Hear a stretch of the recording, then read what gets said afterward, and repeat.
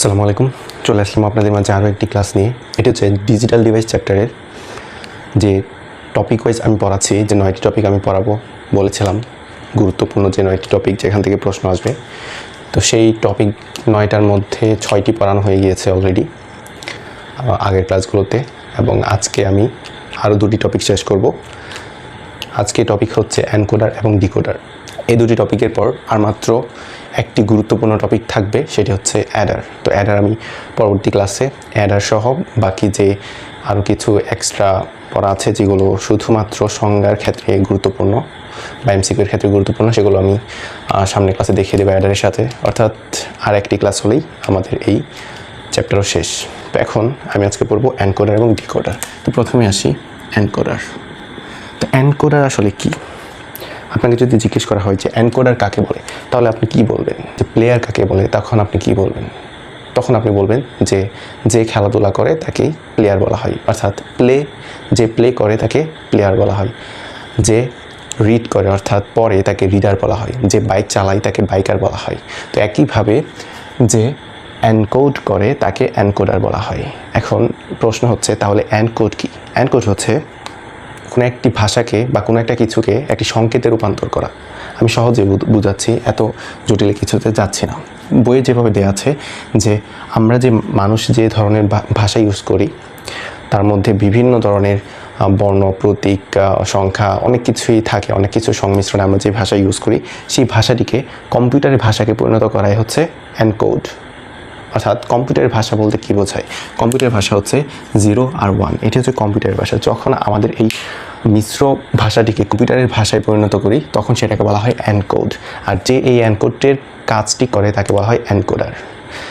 এখন যদি আপনাকে সংজ্ঞা দেওয়া হয় যে এনকোডার কাকে বলে, তখন আপনি একটু গুছিয়ে লিখবেন যে এনকোডার হচ্ছে এমন একটি ডিজিটাল সার্কিট বা সমবায় মানে হচ্ছে সার্কিট। তো এনকোডার হচ্ছে এমন একটি ডিজিটাল সার্কিট যা মানুষের ব্যবহৃত বিভিন্ন ধরনের সংকেত, অডিও, ভিডিও, টেক্সট, কথাবার্তা, এভরিথিং মানে সকল কিছুকে একটি সংকেত আকারে কম্পিউটারকে বোঝায়।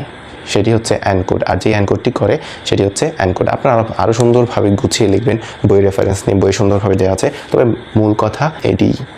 তো এখন আসুন এনকোডার থেকে প্রশ্ন কিভাবে আসতে পারে।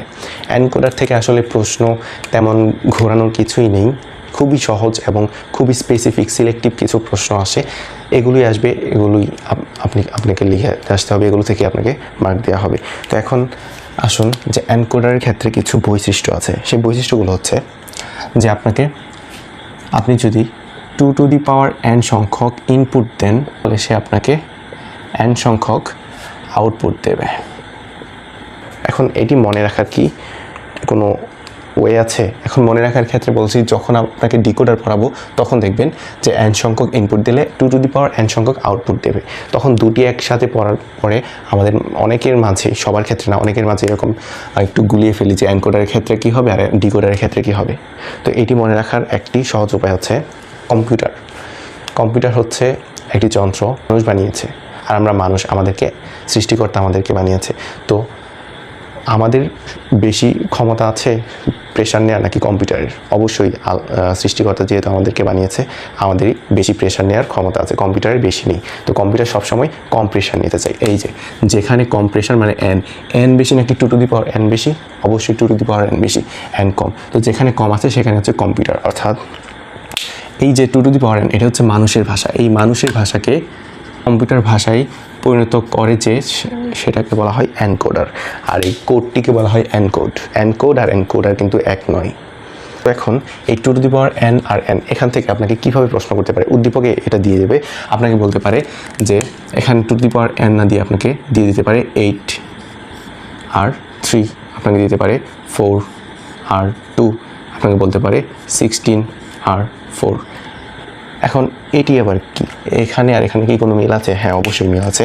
আপনি যদি এটাকে এইভাবে লিখতে চান, এই যে এখানে এটি হচ্ছে n, এই যে n এর মান, তো n এর মান যদি আপনি বসান, 2টি ইনপুট দেওয়া আছে, অর্থাৎ এটি আর এটি একই রকম। একইভাবে এখানে আপনি সেম পাবেন, এখানেও আপনি সেম পাবেন, অর্থাৎ 2 টু দি পাওয়ার 4 আর হচ্ছে 4, n এর মান এটি আর এটি হচ্ছে 2 টু দি পাওয়ার n এর মান। তো এভাবে আপনাদেরকে দিয়ে দিতে পারে উদ্দীপক, আপনাদেরকে অবশ্যই দেখে বুঝতে হবে, বা কথার মাধ্যমে যদি বলে দেয় যে 2 টু দি পাওয়ার n সংখ্যক ইনপুট দেওয়ার পর আউটপুট n সংখ্যক, তাহলে আমি আশা করি প্রশ্নটি আপনারা ধরতে পারবেন। তারপর আসছে এনকোডারের সত্যক সারণী, অর্থাৎ আপনাকে বলতে পারে এই এনকোডার দিয়ে এই সত্যক সারণীটি আঁকো, তখন আপনি কি করবেন? আমি আপনাদেরকে 4 টু 2 লাইন দেখাচ্ছি। এখন এটি আবার কি 4 টু 2 লাইন? এক্ষেত্রে আপনাকে বুঝতে হবে যে এখানে বিভিন্ন ধরনের ভেরিয়েশন হতে পারে। আমি একটু আগে দেখিয়েছি যে এই যে এখানে দেখিয়েছিলাম 4টি ইনপুট দিলে 2টি আউটপুট হয়, 8টি ইনপুট দিলে 3টি আউটপুট হয়, 16টি ইনপুট দিলে 4টি আউটপুট হয়। এই যে 4টি দিলে 2টি হয়, এটিকে বলা হয় 4 টু 2, আর 8টি দিলে 3টি হয়, এটিকে বলা হয় 8 টু 3। অর্থাৎ এক্ষেত্রে 4 টু 2 লাইন হতে পারে, 8 টু 3 লাইন হতে পারে, আবার 16 টু 4 লাইন হতে পারে, 32 টু 5 লাইন হতে পারে। এত দূর যায় না আমাদের ক্ষেত্রে, এই দুটির ক্ষেত্রেই ঘুরিয়ে ফিরিয়ে দেয়, আর কিছু দেয় না। আমি আপনাদেরকে ছোটোটি দেখাচ্ছি, বড়টি আপনারা বাছাই করে নেবেন, অবশ্যই পারবেন। একই প্রসেস, জাস্ট এখানে 4টি আর এখানে 8টি হয়ে যাবে। তো সত্যক সারণীর ক্ষেত্রে আমাকে কী করতে হবে? একটি ইনপুট এবং আরেকটি আউটপুট। এক্ষেত্রে আমি যেহেতু 4 টু 2 লাইন করব, তাহলে আমার ইনপুটের ক্ষেত্রে আমার ইনপুট হচ্ছে 4টি এবং আউটপুট হচ্ছে 2টি। ইনপুট আমি নিলাম I0, I1, I2, I3। এখন আপনি বলতে পারেন যে 0 কেন নিলাম? চাইলে এখানে I1, I2, I3, I4 নিতে পারতেন, কিন্তু তার থেকে বেশি সুবিধা বা বেশি সহজ হবে যখন আপনি 0 থেকে নেবেন। কীভাবে আমি দেখাচ্ছি। আর আউটপুট আমি নিলাম A আর B। এখন যেহেতু আমি 4 টু 2 লাইন করছি, তাহলে আমার এক্ষেত্রে এরকম রো কতগুলো হবে? আমরা সকলেই জানি যে রো সংখ্যা 2 টু দি পাওয়ার n সংখ্যক। এক্ষেত্রে আপনি যেহেতু 4 টু 2 লাইন করছেন, এখানে n এর মান হচ্ছে 2। এটি কিন্তু n এর মান না, এটি হচ্ছে 2 টু দি পাওয়ার n এর মান। এই যে 2 টু দি পাওয়ার n সংখ্যক ইনপুট দিলে n সংখ্যক আউটপুট হয়, তার মানে এই যে এখানে প্রথমটি হচ্ছে 2 টু দি পাওয়ার n এর মান, আর এখানে দ্বিতীয়টি হচ্ছে n এর মান। তো n এর মান এখানে কি আসছে? 2। তো 2 টু দি পাওয়ার 2 মানে 4। এক্ষেত্রে আপনার রো হবে 4টি। এটি আপনারা অবশ্যই জানেন, সত্যক সারণী যা রাখতে পারেন। আর যদি 8 টু 3 লাইন হতো, তখন আপনার হয়ে যেত 2 টু দি পাওয়ার 3 মানে হচ্ছে 8টি ঘর হয়ে যেত। তো এটি আপনারা অবশ্যই জানেন। এখন আমাকে কী করতে হবে? এই যে বলেছিলাম এখানে 0, 1, 2, 3 কেন দিয়েছি, এখন আপনি বুঝবেন। দেখুন এখানে I0 দিয়েছি, অর্থাৎ আমরা যদি 1, 2, 3 এভাবে গণনা করে যাই, তাহলে সবার প্রথম কি আসে? 0, তারপর 1, তারপর 2, এভাবে তো আসে। তো এক্ষেত্রে আপনি এখানে যে ইনপুটগুলো দেবেন, সেক্ষেত্রে প্রথমে যে এখানে 0 আছে, অর্থাৎ I0-র এখানে আপনি 1 দেবেন, আর বাকি সবগুলো আপনি 0 দিয়ে দেবেন। এটি হচ্ছে এই এনকোডের একটি বৈশিষ্ট্য, যে এর ক্ষেত্রে শুধুমাত্র একবার ইনপুট 1 হতে পারবে, আর বাকি সকল ক্ষেত্রে 0 হবে। তারপর দ্বিতীয় ক্ষেত্রে আপনি প্রথম ক্ষেত্রে I0 1 দিয়েছিলেন, দ্বিতীয় ক্ষেত্রে আপনি এই I1টি দেবেন 1, আর বাকি সবগুলো আপনি 0 দিয়ে দেবেন। তৃতীয় ক্ষেত্রে অর্থাৎ এখানে I2 এর জায়গায় আপনি 1 দেবেন, বাকি সবগুলো 0 দেবেন। আর তার পরবর্তী ক্ষেত্রে আপনি এখানে অবশ্যই 1 দেবেন, আর বাকি সবগুলো 0 দেবেন। এই যে আপনার এখানে ইনপুটগুলো নেওয়া হয়ে গেছে। এখন আউটপুট কীভাবে নেবেন? আউটপুটের ক্ষেত্রে আরও একটি মজার ঘটনা ঘটছে। কী মজার ঘটনা? দেখুন আপনি এই যেখানে I0, I1, I2, I3 নিলেন, এখানে যদি আপনি আউটপুটে লিখতে চান, তাহলে এখানে 1 কোন জায়গায় আছে? 1 আছে এই I0-র জায়গায়। অর্থাৎ I0-এর জায়গায় যখন আপনার 1 থাকবে, তখন আপনি চোখ বন্ধ করে 0 এর বাইনারি লিখে দেবেন। এখন 0 এর বাইনারি যদি আপনি 2 বিটে লিখতে চান, তাহলে 0ই আসবে। তারপর 1 আছে কোন জায়গায়? I1-এ। এক্ষেত্রে I1-এর মধ্যে যখন 1 আছে, আপনি 1 এর বাইনারি লিখে দেবেন 2 বিটে। 1 এর বাইনারি 2 বিটে লিখলে 1 0 1। তারপরে আপনার এখানে 2 এর ক্ষেত্রে আছে, তারপর আপনি 2 এর বাইনারি লিখবেন। তারপর আপনার এখানে 3-তে আছে, আপনি 3 এর বাইনারি লিখবেন 2 বিটে। এখন আপনারা বলতে পারেন যে এখানে তো 0, 1, 2, 3 এগুলোর বাইনারি ছাড়াও আমরা ওইভাবে হিসাব করতে পারি যে 0, 1, 0, একটা 0, একটা 1, একটা 0, একটা 1, 2টি 0, 2টি 1। হ্যাঁ, অবশ্যই ওভাবে লিখতে পারেন, এভাবে লিখতে পারেন, এটা আপনার উপর ডিপেন্ড করে। তবে এখানে আপনি একটু সতর্কতার সাথে যখন 0 এর জায়গায় 1 বসাবেন, বাকি সবগুলো 0। এভাবে এখানে 1 এর জায়গায় 1 বসাবেন, বাকি সবগুলো 0। এখানে I2 এর ক্ষেত্রে আপনি 1 বসাবেন, আর বাকি সবগুলো 0। আর 3 এর এখানে 1 বসাবেন, বাকি সবগুলো 0। তো এই ছিল আমাদের এনকোডারের সত্যক সারণী। তারপরে এবার আসতে পারে যে সত্যক সারণী থেকে ফাংশন বের করা। তো এই সত্যক সারণী 4 টু 2 লাইন দেখালাম। আপনাকে যদি বলা হয় 8 টু 3 লাইন, তাহলে পারবেন না, পারা উচিত। এখানে জাস্ট আপনার I0, I1, I2, I3, I4, I5, I6, I7 পর্যন্ত আসবে। 8 পর্যন্ত আসবে না কিন্তু, কারণ আপনি 0 নিয়েছেন, 0 থেকে 7 পর্যন্ত এখানে 8টি চলে এসেছে। আর আউটপুটের ক্ষেত্রে এখানে এ বি এর পরে একটি সি আসবে।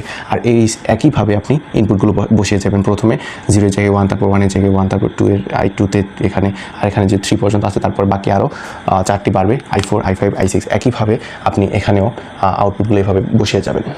আশা করি পারবেন।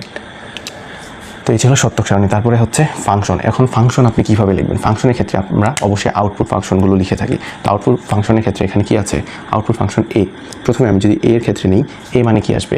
আমি বলেছিলাম যে যখনই আপনি আউটপুট ফাংশন চিন্তা করবেন, তখন আপনি দেখবেন এই আউটপুট ফাংশনের এখানে কোথায় কোথায় 1 আছে। আমি দেখতে পাচ্ছি যে এখানে একটি 1 আছে এবং এখানে একটি 1 আছে।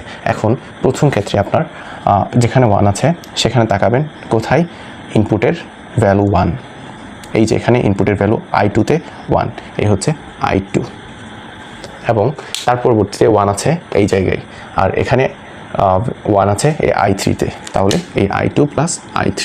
এখন আপনি বলতে পারেন যে যখন আমরা সাধারণ সত্যক সারণীগুলো করতাম লজিক গেটের ক্ষেত্রে, তখন তো এখানে যেখানে 1 আছে শুধু তার উপর কিছু থাকতো না, অর্থাৎ এখানে এরকম হতো I2-র উপর কিছু থাকতো না, আর বাকি সবগুলোর উপর বার চলে আসতো।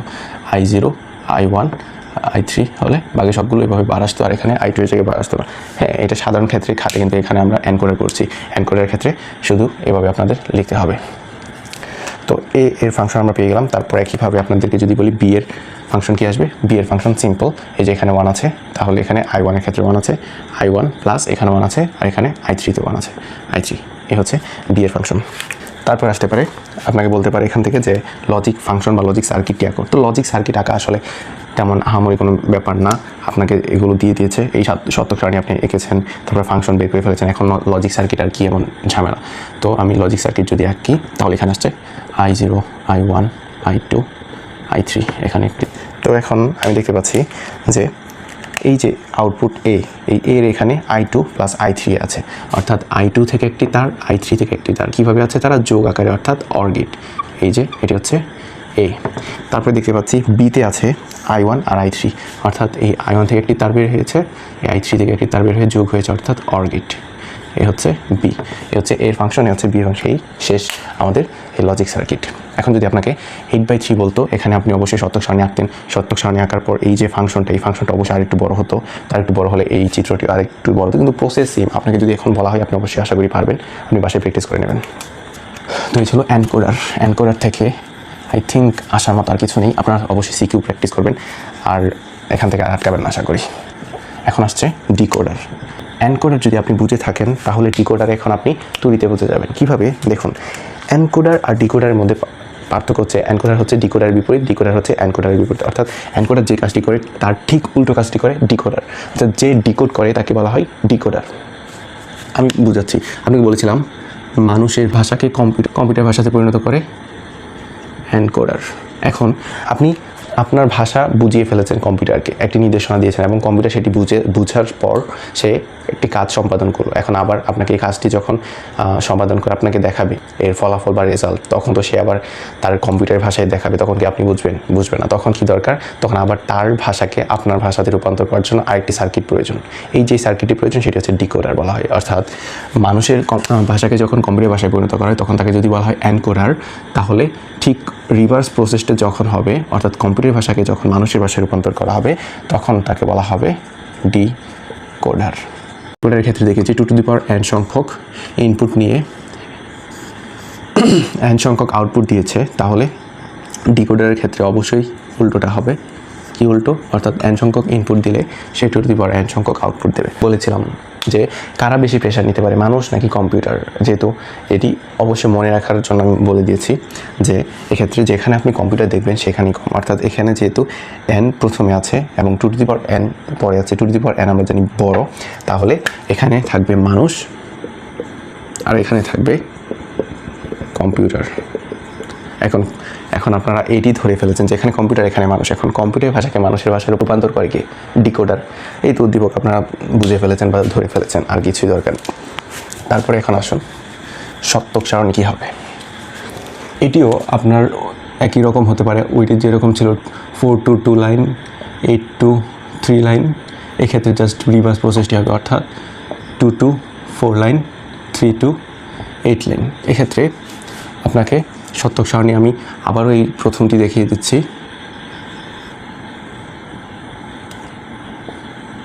এক্ষেত্রে ইনপুট হচ্ছে AB এবং আউটপুট হচ্ছে D0, D1, D2, D3। D নিয়েছি কারণ ডিকোডার প্রতীক ম্যাটার করে না, আপনারা অন্য কিছু দিতে পারেন। তো ডি দিয়ে ভালো, তবে অন্য কিছু দিলেও কাটবে না, সমস্যা নেই। তো এক্ষেত্রে ইনপুট AB, এখানে আপনাদেরকে বোঝানোর কিছুই নেই। 0 1 0 1 0 0 1 1। এখন আউটপুটটি আপনি কীভাবে লিখবেন? আউটপুটটি আপনি আগের যেভাবে লিখেছিলেন ঠিক একইভাবে লিখবেন, জাস্ট আগের প্রসেসটা ঠিক উল্টো প্রসেস। এখানে 0 0 আছে, অর্থাৎ 0 এর বাইনারি। 0 এর বাইনারির ক্ষেত্রে আমরা এই যে D0 আছে, D0 এর জায়গায় 1 থাকবে আর বাকি সবগুলো 0 থাকবে। এখানে কি আছে? 0 1। 0 1 মানে হচ্ছে 1 এর বাইনারি। 1 এর বাইনারি যখন আসবে তখন আপনারা D1 এর ক্ষেত্রে 1 রাখবেন, বাকি সবগুলো 0 দিয়ে দেবেন। তারপরে আসছে 1 0 1 0, আমরা জানি 2। এখন এখানে 2 এসেছে, মানে D2তে আপনি 1 দেবেন, বাকি সবগুলো 0। তারপর আসছে 1 1 1 1, মানে আমরা জানি 3 এর বাইনারি। এখন 3 এর বাইনারির ক্ষেত্রে আপনি এই যে D3 আছে, এই D3তে আপনি 1 দেবেন, বাকি সবগুলো 0 দেবেন। এখন ওই যে বলেছিলাম 0 কেন নেবেন, এখানে D1 D2 D3 D4ও তো নিতে পারতেন। হ্যাঁ, নিতে পারতেন, তখন আপনার একটু প্যাচ লাগতো। কেমন প্যাচ? এখন এখানে 1 1 হচ্ছে 3 এর বাইনারি। এখন আপনি চোখ বন্ধ করে D3তে আপনি বসিয়ে দিতে পারছেন 1। এখন আপনি D1 D2 D3 D4 নিতেন, তখন আপনার এখানে 3 আসে, আপনি 2 এর এখানে বসাতে হতো আপনার 1। বাইনারির মান 3 এসেছে, কিন্তু আপনাকে 1 বসাতে হতো 4 এর জায়গায়। বাইনারির মান যখন 2 আসতো তখন আপনাকে বসাতে হতো 3 এর জায়গায়। এরকম একটি প্যাচ লাগতো। এখন এই কাজটি সহজ হয়ে গেছে, অর্থাৎ 3 আসছে, 3 এর এখানে আপনি 1 বসিয়েছেন, 2 এসেছে, 2 এর এখানে আপনি 1 বসিয়েছেন, বাকি সবগুলো 0 দিয়ে পূর্ণ করে দিয়েছেন। আশা করি ধরতে পেরেছেন। এখন হলো শতক সারণী। এই শতক সারণী আপনাকে বলতে পারে এখন 3 to 8, এটা আপনি অবশ্যই বাছাই করে নেবেন। 3 to 8 বলে কী হতো, এখানে A B এর জায়গায় আরেকটি ইনপুট বাড়তো C বাড়লে সেম প্রসেস আপনারা এভাবে, যেভাবে আমি দেখিয়েছি আগের ক্লাসগুলোতে, এই 3টি ইনপুট 0 0 0 1 0 1, তারপর আবার 2টি 0 2টি 1, 4টি 0 4টি 1, এভাবে A B C বসিয়ে নিতেন। বসিয়ে নেওয়ার পর সেম প্রসেস দেখতেন যে এখানে প্রথম ক্ষেত্রে বাইনারি হচ্ছে 0, তো 0 এখানে 1, মানে আপনারা D0তে 1 বসিয়ে বাকিগুলো 0 বসাতেন।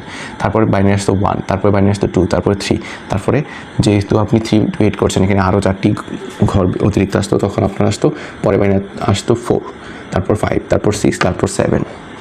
তো এক্ষেত্রে আপনারা এভাবে এখানে D4 D5 D6 D7 পর্যন্ত আসতো। তো D4 আসলে 4 এর এখানে 1, বাকিগুলো 0, 5 আসলে 5 এর এখানে 1, বাকি সবগুলো 0। সিম্পল প্রসেস, এগুলো যেভাবে দেখেছি আপনারা করলে অবশ্যই বুঝে যাবেন। তারপরে এখন আসছে শতক সারণীগুলো। এখন আসছে ফাংশন কীভাবে লিখব? এটির ফাংশন ঠিক আগেরটির মতোই, খুবই সহজ। এক্ষেত্রে আমরা কি জানি? আমরা জানি অবশ্যই আউটপুটের ফাংশনগুলো বের করতে হয়। তখন আউটপুট ছিল AB, কিন্তু এখন কিন্তু output D0 D1 D2 D3। এখন যদি আপনি আবার আগেরটির মতো এভাবে A এর ফাংশন বের করেন, B এর ফাংশন বের করেন, তাহলে কিন্তু কাটা যাবে, কারণ আমরা জানি ফাংশন সবসময় আউটপুটের হয়। তো এখন এখানে আউটপুট কী আছে? আউটপুট আছে D0 D1 D2 D3। এখন D0 এর ক্ষেত্রে আপনার 1 আছে এখানে। তো এখানে যেহেতু 1 আছে, আপনারা এখন দেখুন, এখন আবার এই সাধারণ যে শতক সারণীগুলো থেকে ফাংশন বের করতাম, এই নিয়মে করতে হবে। অর্থাৎ এখানে A আর B যেহেতু আছে, AB আপনি লিখে নেবেন, একবার আছে 2টি 0, মানে A বার B বার। তারপর D1 এর ক্ষেত্রে 1 আছে, B এর উপর কিছু নেই, মানে A বার B। D2 এর ক্ষেত্রে আসছে এই যে D2 এখানে 1 আছে, আর এখানে 1 আছে, মানে হচ্ছে A B বার। এটি আমি বোঝাচ্ছি না, কারণ আমি আগে অনেক সুন্দরভাবে, অনেক সুন্দর করে, অনেক ব্রডলি বিস্তারিত বুঝিয়ে দিয়েছি, তাই এখন আমি জাস্ট করে যাচ্ছি। তারপর D3 আসবে এখানে AB শুধু। তারপর যদি D4 D5 D6 D7 পর্যন্ত থাকতো আরও হতো, এগুলো আপনারা অবশ্যই পারবেন। তো এই হলো আমাদের ফাংশন। এই ফাংশনগুলো আমার হয়ে গিয়েছে। তার পরবর্তীতে আপনাকে বলতে পারে যে ফাংশন থেকে লজিক সার্কিট আঁকো। তো এটিও সহজ, যে ফাংশন যেহেতু আমরা পেয়ে গেছি, আমরা অবশ্যই লজিক সার্কিট আঁকতে পারবো। তো লজিক সার্কিটের ক্ষেত্রে আমরা কী নেব এখানে? তারপর আবার আমি দেখতে পাচ্ছি আছে। তো সিম্পল প্রসেস, আপনি জাস্ট এখান থেকে নেবেন। প্রথমে আছে A bar B bar, A বার থেকে একটি তার, B বার থেকে একটি তার, তারা গুণ আকারে আছে, অর্থাৎ AND গেট গেল, AND গেট। এটি হচ্ছে D0। তারপর দেখতে পাচ্ছি A বার B, A বার থেকে একটি তার, B বার থেকে একটি তার, তারও আছে গুণাকার অর্থাৎ অ্যান্ড গেট, এটি হচ্ছে D1, এটি হচ্ছে D3, এই হচ্ছে আপনার লজিক সার্কিট। তো এখন যদি আপনার এখানে 3 to 8 লাইন যেটি আছে, 3টি ইনপুট এবং 8টি আউটপুট সেটি দেওয়া হতো, তাহলে সিম্পল প্রসেসের সত্যক সারণীটি আর একটু বেড়ে যেত, এই ফাংশনগুলো আর একটু বড় হতো এবং এই লজিক সার্কিটটি একটু বড় হতো, কিন্তু প্রসেস সেম, আপনারা অবশ্যই পারবেন। তো এই ছিল এনকোডার এবং ডিকোডারের একটি ক্লাস, ছোট একটি ক্লাস। তো এখন আসুন আপনাদেরকে সিকিউতে কীভাবে আসতে পারে, অনেকভাবে আসতে পারে। আপনার যদি বেসিক ক্লিয়ার থাকে আপনারা অবশ্যই বুঝে যাবেন যে এনকোডার এবং ডিকোডারের সিকিউ কীভাবে আসতে পারে। ডিকোডারের ক্ষেত্রে আপনাকে বলে দেবে যে 2 to the power n সংখ্যক ইনপুট দিলে এরকম একটি দিয়ে দেবে n সংখ্যক আউটপুট আসে। আর ডিকোডারের ক্ষেত্রে বলে দেবে এরকম, এখানে n ছোটো হাতের বড় হাতে যে কোনো কিছু হতে পারে, n-এর জায়গায় অন্য যে কোনো অক্ষর ইউজ করতে পারে, ABCD EF GH এনিথিং, যে কোনো কিছু ইউজ করতে পারে, তবে সচরাচর n-ই দিয়ে থাকে। তো এরকম দিতে পারে, এরকম হতে পারে। তারপর আপনাকে দিয়ে দিতে পারে এরকম একটি ব্লক চিত্র, এরকম থাকতে পারে, এবং কীভাবে উল্টো প্রসেস এখন এরকম থাকতে পারে। এক্ষেত্রে আপনি অবশ্যই দেখুন, এখানে বোঝাই যাচ্ছে এখানে ইনপুট কয়টি, 1টি 2টি 3টি 4টি, অর্থাৎ 4টি ইনপুট নেওয়ার পর সে আউটপুট পেয়েছে 1টি 2টি, অর্থাৎ 4 to 2 লাইন একটি এনকোডার। এখানে n এর মান হচ্ছে 2, অর্থাৎ 2 to the power n, এবং 2 to the power n হচ্ছে ইনপুট, তাহলে n হচ্ছে আউটপুট। এই সূত্র ফলো করে এখন এখানে 4-এর জায়গায় আপনাকে এরকম 8টি থাকতে পারে, এরকম 8টি দিয়ে এখান দিয়ে 3টি দিতে পারে। আবার এখানে এরকম উল্টো প্রসেসটি করতে পারে, অর্থাৎ আগে এটি বুঝিয়ে নিই। এখানে 2টি ইনপুট দিয়েছে, 2টি ইনপুটের পর 4টি আউটপুট পেয়েছে, অর্থাৎ n সংখ্যক ইনপুট দিলে 2 to the power n সংখ্যক যে আউটপুট হয়, অর্থাৎ এখানে 2টি ইনপুট দিয়েছে, 2 to the power 2 মানে 4টি আউটপুট পেয়েছি। এই হচ্ছে ডিকোড। এগুলো খুবই সিম্পল, আপনি যদি বেসিক বুঝে থাকেন তাহলে আমাকে আর এগুলো বলে দিতে হবে না, খুবই সহজে পেরে যাবেন। আর যদি আপনার ভাগ্য খুব ভালো থাকে তাহলে আপনাকে সোজাসুজি বলেই দেবে যে এটি হচ্ছে এনকোডার, এটি হচ্ছে ডিকোডার উদ্দীপকে, তো আপনি তখন আরও সহজভাবে বুঝে যাবেন। এছাড়া আসলে এখান থেকে আর কিছুই আসে না। তো এই ছিল এখানে একটি গুরুত্বপূর্ণ টপিক, এনকোডার ডিকোডার। আগামী ক্লাসে অ্যাডার এবং তার সাথে বাকি যে টপিকগুলো আছে সেগুলো শেষ করে ফেলবো ইনশাআল্লাহ। এবং এই চ্যাপ্টার শেষে আমি কী করবো প্ল্যান করেছি যে এখন অবধি 3টি চ্যাপ্টার, 3টি না 4টি হিসাবে ধরা যায়, কারণ সংখ্যা পদ্ধতি ও ডিজিটাল ডিভাইসকে 2টি আলাদা চ্যাপ্টারই বলা যায়, 3.1 এবং 3.2 যেহেতু। তো এই 4টি চ্যাপ্টার যেহেতু আমি করিয়েছি, তো এখান থেকে প্রায় 40টি সিকিউ আমি সলভ করাবো, যে আমি যা পড়িয়েছি সেখান থেকেই যে এসেছে, বা সেগুলো পড়লেই যে আপনি পেরে যাবেন সবগুলো, সেটি প্রমাণস্বরূপ একটি ক্লাস দেবো। মোটামুটি জানি না 40টা সিকিউ করতে কতক্ষণ লাগবে, তবে আই থিঙ্ক খুব বেশি সময় লাগবে না, কারণ 40টা সিকিউ তো আর আমি আপনাদের মতো খাতায় A to Z সব লিখবো না। আমি জাস্ট উদ্দীপকটা দেখাবো এবং সেটি কিভাবে লিখতে হবে বা কিভাবে আমি যা পড়িয়েছি বা বইয়ে যা আছে সেগুলো থেকে এসেছে, কিভাবে আপনি বুঝবেন বা ধরতে পারবেন, তার একটি ওভারভিউ আমি আপনার মাথায় দিয়ে দেবো, যাতে আপনি যখন পরীক্ষায় নতুন কোনো সিকিউ আসবে তখন দেখেই আপনি এইভাবে চিন্তা করে উদ্দীপকটি ধরে ফেলতে পারেন। তো উদ্দীপকটি যদি আপনি ধরে ফেলতে পারেন তাহলে তারপর আর আপনাকে আসলে আটকানো সম্ভব না, যেহেতু আপনি অবশ্যই পড়েছেন বা পড়ে গিয়েছেন, যেহেতু পরীক্ষা দিতে গিয়েছেন। যাই হোক, এই ছিল আজকের ক্লাস। ভালো থাকবেন, সুস্থ থাকবেন। আসসালামু আলাইকুম।